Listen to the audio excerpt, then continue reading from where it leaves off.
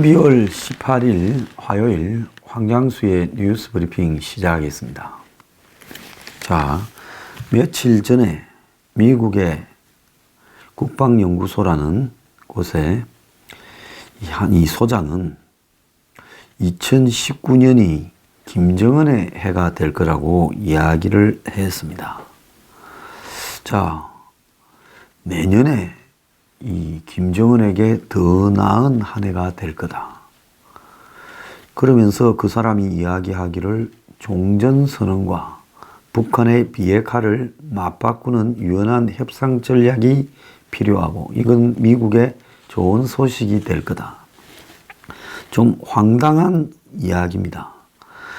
이 미국의 싱크탱크 플레임은 국가이익센터 CNI에 해리 카지아니스 국방정책연구소장이 이 더 힐이라고 미국 의회 전문지에 실은 칼럼에서 나온 이야기입니다. 자, 이 사람이 지금 미국이 할 수 있는 최선은 북한의 핵시설을 공격하거나 최대 압박으로 해기하거나 북한을 핵무장국으로 인정하는 것 세 개 중에 하나일 뿐이다. 자, 그런데 세 개 중에 하나인데 그 중에서 지금 북한을 폭격할 가능성은 거의 없고 최대 압박은 지금 한다고 하고 있지만은 크게 효과 있는 것 같지도 않고 또 북한을 핵무장국으로 가는 것 이게 사실은 지금 제일 확률이 높다고 볼 수 있습니다. 그래서 이 사람은 2019년은 북한의 해가 될 거다. 지난 한 해 동안에 김정은은 하룻밤 사이에 하청민이 락스타가 된 데 비교할 만큼 갑자기 신분이 급상승했다. 이겁니다. 그러면서 자기도 이런 글을 쓰게 될 줄 생각도 못했는데 요즘은 김정은의 좋은 시기다. 김정은은 개인적 르네상스, 그러니까 가장 화려한 시절을 보내고 있다. 그 시절을 만끽하고 있다. 이렇게 말을 하면서 올해 연초에 김정은이 신년사를 발표했을 때만 해도 한반도에 전쟁 발발 가능성이 있었는데 김정은은 핵 프로그램을 완성해서 미국을 공격할 수 있다고 협박하고 그렇지만 그걸 가동하지는 않고 트럼프는 화염과 분노를 이야기했지만은 북한을 공격하지 않았고 결국 평창 올림픽을 기점으로 폼페이오 방북 미북 정상회담이 열리면서 군사적 갈등이 사라지고 김정은의 해가 됐는데 내년에는 김정은이한테 올해보다도 더 좋은 해가 될 거다. 그래서 김정은이 핵실험을 계속 중단한다면 북한은 외교적 경제적 제재에서 빠져나올 거고 그리고 김정은은 대화가 핵위협보다 낫다는 것을 지금 느끼고 있을 거다. 자, 그러면서 트럼프가 앞으로 어디로 가느냐. 자, 이번 연말 연초에 트럼프의 입장에 따라서 다시 핵 긴장으로 돌입되거나 아니면 대탕 들어가거나 이렇게 될 거다. 자, 그런데 미국은 북한보다 월등히 군사적으로 경제적으로 강하기 때문에 북한 쪽에서 넌저시 제안한 대로 종전선언을 가지고 비핵화를 타협을 할 수 있을 것이다. 이렇게 이야기를 하고 2019년에는 그런 의미에서 김정은이한테 좋은 해가 될 거고 한반도에 평화가 찾아올 수 있다. 만약에 이 정신 나간 사람이 이야기한 대로 이루어진다면 김정은은 종전선언 평화협정을 지금 원샷으로 얻어내고 약간의 비핵화 쇼만 해주면 그 모든 것을 쟁취하게 될 가능성이 크며 한반도에서 미군 철수를 얻어내는 한 해가 될 가능성도 크다라는 겁니다. 그러면 여기에 다 꼼수를 마련해주고 미국을 설득하고 북한을 얼르고 달래면서 뚜쟁이 역할을 하고 있는 것이 누구냐? 문입니다. 자, 여러분은 이게 2019년이 김정은한테 좋은 한 해가 되면 그것이 한국 국민들한테도 좋은 한 해가 될 것인가? 저는 그렇게 생각하지 않습니다. 김정은 어제 저거 앱이 김정일이 7주기 제사를 맞이해서 금수산 태양궁전을 찾아가서 지금 미국의 제재를 얼마 전에 받은 최용해를 옆에 세우고 오른쪽에 바로 세웠습니다. 그러면서 참배를 했습니다. 자, 그러면서 김정은이 지금 북한 조선중앙통신을 통해 대북 제재를 맹비난하고 있습니다. 이런 제재가 비핵화를 막고 있고 평화를 가는 길을 막고 있다고 큰 소리를 쳤습니다. 트럼프는 내년에 지금 탄핵에 관한 이야기가 터져 나올 겁니다. 그럼 탄핵이 될 거냐 말 거냐 보면 저는 개인적으로 트럼프 탄핵 가능성은 현재로서는 거의 없습니다. 왜 그런가 하면 미국의 하원은 탄핵을 발의하는 역할을 하고요.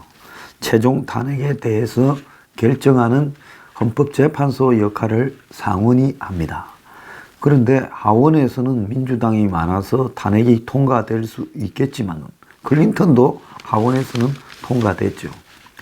그런데 상원에서는 53대 47로 공화당이 6석이 더 많고 또 탄핵은 3분의 2, 67석을 얻어야 되기 때문에 현재로서는 법적으로 트럼프가 탄핵될 가능성은 거의 없습니다. 미국에서 법적으로 대통령의 탄핵 사유는 반역, 뇌물수수, 기타 중범죄와 비행 등입니다.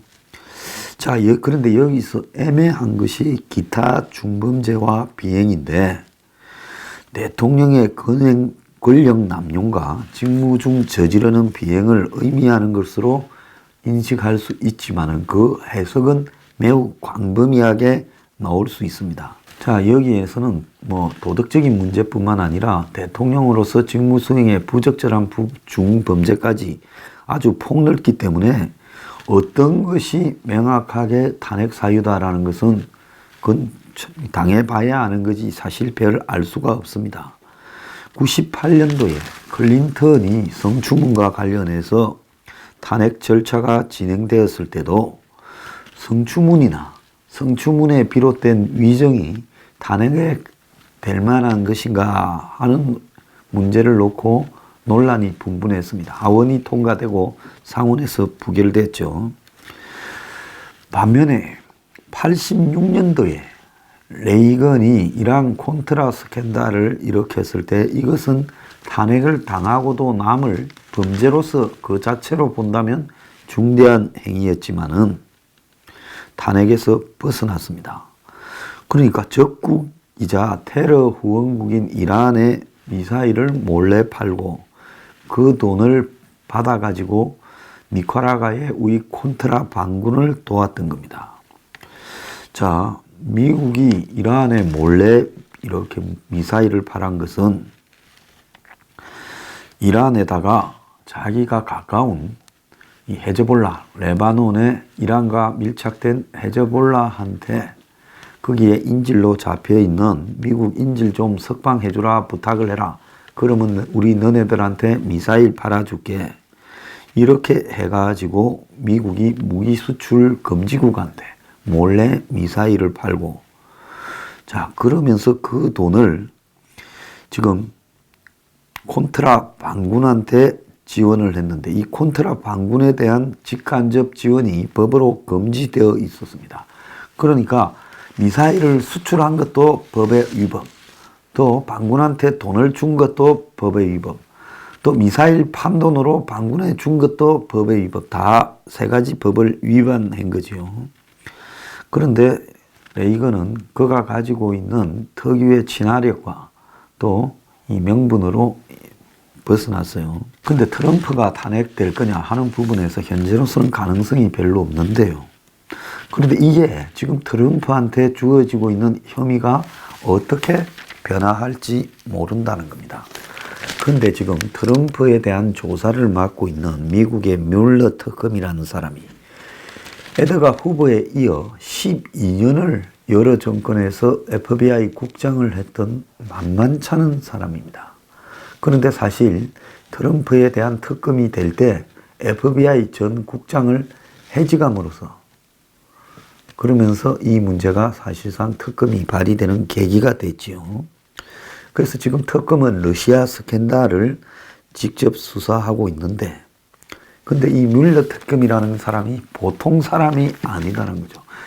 개인 사생활조차도 이 미스터리에 잘 드러나지 않는 집요한 사람이고 거기에 이번에 새로 뉴욕주 검사가 된 사람이 트윈턴에 각종 후원금 문제나 돈 문제를 또 파고들겠다라고 했기 때문에 쌍방향에서 그러니까 러시아 스캔들과 여배우한테 돈을 줬다든지 또 재단에 기부금을 받는데 그 기부금에 외국에서의 불순한 돈이 포함됐는지 이런 돈 문제가 터질 가능성이 있다는 겁니다. 그런데 지금 맥마스터에 앞서서 그러니까 지금 미국의 이 볼턴이 하는데 볼턴 앞에 맥마스터가 있었고 제일 앞에 잠깐 하다가 그만둔 NSC 보좌관 펄린이라는 사람이 지금 뮬러 특검에 기소되어 가지고 곧 이 선고가 임박합니다. 그런데 펄린이 자기 죄를 다 불 거니까 유죄를 인정하는 대신에 형량을 줄이는 플리 바게닝을 뮬러 특검하고 하고 있다는 겁니다. 수사에 필요한 모든 정보를 줄 거니까 실형을 선고하지 마라. 그런데 펄린의 혐의는 뭔가 하면 러시아 측 사람들과 이 내정자 그러니까 대통령 당선되고 펄린이 국가안보보좌관으로 내정되었을 때 접촉을 하고 그 접촉 사실을 FBI에 거짓말을 한 혐의를 받고 있습니다. 자, 뮬러 특검은 트럼프의 개인 변호사였던 마이클 코언을 트럼프와 성관계를 가졌다는 여성 2명에게 돈을 지급하고 위증을 한 혐의로 1심에서 징역 3년을 때렸습니다. 그런데 코언은 최근에 인터뷰에서 트럼프가 돈을 주는 것이 잘못이라는 걸 알고도 직접 주라고 지시를 했고 트럼프는 그걸 마녀사냥이라고 공격을 하고 있습니다. 자, 그래서 지금 이 좀 위험한 부분은 돈 문제에서 뭔가가 구체적으로 드러날 때 이거는 매우 심각하게 갈 수가 있다는 겁니다. 자, 코언 변호사는 트럼프를 거치지 않고 돈이 나간 게 하나도 없다. 그는 자금 유용 사실을 알고 있고 지시했다. 이랬습니다. 그래서 여자 2명한테 각각 13만 달러, 15만 달러를 지불했는데 트럼프는 자기가 몰랐던 일이라고 선거자금법 위반을 부정을 하고 있어요. 그럼 돈 준 문제가 왜 선거자금이냐. 그냥 자기 개인 돈을 개인적으로 줘라 했으면 될 건데 지금 정치자금이나 이런 데에서 돈이 나간 게 아닌가 하는 실제 기부금을 매개로 해서 특정 형태의 영향력이 형사된 것으로 밝혀질 때 측근들이 위험해질 수 있다는 겁니다. 자, 미 선거관리위원회 전 위원장은 선거자금법 위반은 매우 심각한 범죄 행위로 상당수 정치 인사들이 이것 때문에 감방에 갔다. 그래서 실제로 선거자금을 가지고 개인적으로 유용을 했다가 교도소에 간 사람들이 몇 명이 있습니다. 미국은 무조건 실형을 때려버립니다. 자, 이런 상황에서 트럼프가 자신의 돈 문제로 직접 터져나가고 이제 선거자금법 위반으로 문제가 되게 되면 아마 그때는 걷잡을 수 없게 탄핵 논란이 공화당이라도 보호를 안 할 수 있는 겁니다. 현재로서는 가능성이 없다. 그런데 트럼프가 수사 진행에 따라서 선거 자금에 손을 대가지고 그 돈으로 사적으로 어떤 자신의 비리를 무마하는데 사용했다면 그건 실형을 선고받을 수 있는 일이 될 수 있다. 그래서 지금 러시아 스캔들에서 시작을 했는데 지금 러시아 스캔들이 아니라 오히려 뉴욕 맨하탄 이 검사가 수사하고 있는 이 코언 변호사와 관련되는 돈 문제에서 오히려 트럼프의 탄핵에 관한 문제가 이렇게 등장하고 있고, 그래서 트럼프가 요즘 노심초사하는 것도 그 문제가 확대될 거라는 건데, 자, 이런 상황에서 지금 주한미군 문제에 대해서 트럼프가 극적으로 북한과 전쟁을 일으켜서 극적으로 타협을 보는 것보다 전쟁하지 않고 김정은과 사귈 수 있는 극적 타협을 하는 것이 트럼프한테 더 쉬울 겁니다. 왜? 북한을 폭격을 하게 되면 그건 엄청난 전 세계적 후유증을 불러일으키지만, 북한과 딜을 쳐버려서 타협하는 것은 트럼프 개인이 코너에 몰려갈수록 점점 더 그런 욕구를 이렇게 느낄 수 있어요. 왜? 내가 코너에 몰렸는데 북한하고 문제를 완전히 끝냈다고 앞으로 잠깐 한 1년을 속일 수 있다면 그 길이 가장 효율적이지 않겠느냐. 일단 미국도 한국처럼 북한하고 저런 딜을 쳐버리면 잘했다 하는 사람들이 있으면서 결국 비핵화와 평화협정 교환을 해버리고, 종전선언이 포함된 평화협정입니다. 주한미군을 감축하고 이런 쪽으로 가버리면서 문재인이 김정은이 트럼프 셋 다 만족하는 결과로 갈 수가 있다. 근데 이걸 누가 견제해 왔냐? 지금 켈리나 매티스나 이런 사람들이 견제해 왔는데, 지금 이런 사람들이 이제는 빠졌거나 빠지려고 하고 있다는 겁니다. 그래서 이런 이야기가 김성한 고려대 국제대학원장이 어제 이 동아일보 부설 재단에서 한 연설에서요, 북핵과 주한미군 문제가 연동될 가능성에 대해 거듭 경고를 했습니다. 이 김성한 교수는 이명박 정부에서 외교부 차관을 지냈죠. 트럼프는 미국의 해외 주둔보다 역외 균형 전략을 더 선호하고 있고, 주한미군의 불안정한 지위를 이용해 한미 동맹을 축소 개편하려는 세력들이 있다. 트럼프가 북핵 문제와 연결시켜서 이걸 이렇게 해버릴 가능성에 대해서 트럼프는 충분히 그렇게 하려고 하는 유혹을 느낄 수 있는 사람이라는 걸 우리가 조심을 해야 된다. 자, 미국이 최근 유엔부 사령부 확장에 힘을 싣고 있는 부분도 트럼프가 관심을 진짜 두고 있는 것은 육해 공군 중 지상군 철수라고 들었다는 거죠. 그래서 유엔사 기능이 활성화되는 것이 미군이 강화되는 게 아니라 해군 공군 중심으로 이렇게 한국에 있는 미군을 가면서 실제로 지상군은 뒤로 빼버리는 형태로 가면서 유엔사는 이 평화를 유지 관리하는 쪽으로 당분간 더 활성화시켜 가면서 그 이면에는 주한미군 지상군 육군을 중심으로 빼버리려고 하는 거 아니냐. 그래서 일본에 있는 주일미군은 주로 해군 공군이지만 한국에 있는 이 주한미군은 육군 중심인데 이게 흔들릴 수 있다는 겁니다. 한반도 평화체제의 완성은 비핵화의 제일 마지막에 북한의 핵이 이제 완전히 없어진다 할 때 돼야 되는데, 지금 비핵화 초기 단계에서 미국 연락사무소를 설치하고 연변 핵시설을 폐기하는 정도로 서로 교환해버리면 북한은 이런 식으로 끄집어낼 장난쳐서 바꿔먹을 엿이 1000개도 더 있다는 거죠.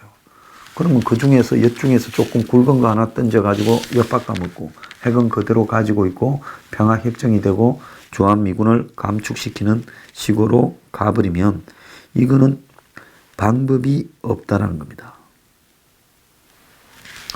그러면서 동시에 경제제재도 다 풀어버리고, 그리고 결국은 평화체제를 구축한다 해서 유엔사도 이제 해체돼 버리는 이런 상황이 될 때 굉장히 어려워질 수 있다. 그래서 지금 한국은 미국 측에 북한의 핵 신고와 검증이 되지 않는 한은 절대로 미국이 북한과 딜을 해서는 안 된다는 압력을 한국의 보수 세력이나 특히 한국당이나 이래 집중해야 되는데 저 한국당이 지금 무슨 생각을 하고 있는지 모르겠다는 겁니다. 그래서 요지는 2019년이 의외로 김정은이한테 최고의 해가 될 가능성이 있기 때문에 이것이 안 되게 하려면 첫 번째로 트럼프가 북한과 장난도 못 치도록 급속도로 위기가 와버리든가 아니면 한국에서 계속 미국의 동맹 세력들에게 호소해서 트럼프가 그런 장난을 못 치도록 압박을 지속하든가 또 더 나아가서 문 정권이 이런 투쟁의 역할을 하지 못하도록 힘이 빠져버리든가 이렇게 되는 수밖에 없어요. 왜? 김정은이는 갑자기 죽거나 암살되거나 할 일이 거의 없고 건재해서 더 힘이 팔팔 살아있어요. 요즘 김정은이가 돈 문제로 별로 걱정하는 것 같지 않다라고 보이는 게 어떤 현상이라고 생각합니까? 언제 이 문제도 한번 다룰 건데요. 김정은은 지금 돈 쪼들림에서 벗어나고 있다는 겁니다. 결국 트럼프는 오바마가 전략적 인내를 한다면서 8년 동안에 이 북한의 핵을 완성시키기에 도와줬다고 실패했다. 전략적 인내는 실패했다. 이렇게 비판해놓고 이제 트럼프 스스로가 아무것도 하지 않고 시간 많고 북한은 좋은 기회를 갖게 될 거라는 둥 김정은과 좋은 관계라는 둥 천천히 해도 된다는 둥 이러면서 오바마를 따라가고 있다. 오늘 아침 중앙일보 제목입니다. 그러면서 계속 서두를 것 없다 트윗을 하고 그래서 김정은하고 트럼프가 의미도 없는 정상회담 한 번 한 거 빼면 오바마 때와 똑같다라는 겁니다. 일부에서는 협상을 위해서 판을 키우고 있다. 그런데 이 협상을 위해 판을 키우는 것이 북한으로서는 가지고 있는 1000가지도 넘는 사기수를 하나 던져주고 트럼프는 자신의 정치적인 약점을 타개하기 위한 수단으로 그걸 바꾸어 먹어버리는 이런 한국으로서는 최악의 상황이 올 수 있다. 그래서 트럼프의 북한과의 협상에서는 우리는 기대할 바가 없다. 차라리 협상이 결렬되고 북한과 미국이 좀 대치 상황으로 가는 것이 장기화되는 것이 한국에는 유리하다는 것이 제 생각입니다. 정말 트럼프 참 걱정되는 사람입니다.